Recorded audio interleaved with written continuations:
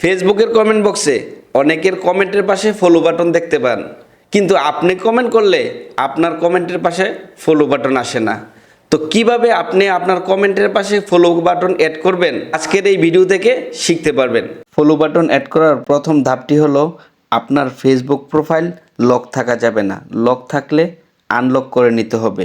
সাথে three dot অপশনে click করে প্রফেশনাল মোডটি অফ থাকলে অন করে দিতে হবে। দ্বিতীয় ধাপে যাওয়ার জন্য ব্যাক করে হোম স্ক্রিনে চলে আসবেন এবং মেনু আইকনে ক্লিক করবেন। মেনু আইকনে ক্লিক করার পর সেটিংসে ক্লিক করবেন। সেটিংস অ্যান্ড প্রাইভেসিতে প্রবেশ করার পর স্ক্রল করে নিচে চলে আসবেন।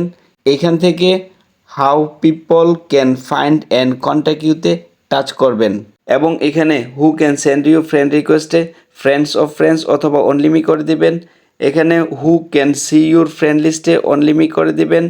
এই দুইটা অপশনে পসিবল কানেকশন দিয়ে দিবেন এবং নিচের দুইটা অপশন অফ থাকলে অন করে দিবেন। তৃতীয় ধাপে যাওয়ার জন্য ব্যাক বাটনে ক্লিক করবেন এবং এখান থেকে ফলোয়ার্স অ্যান্ড পাবলিক কন্টেন্টে টাচ করবেন।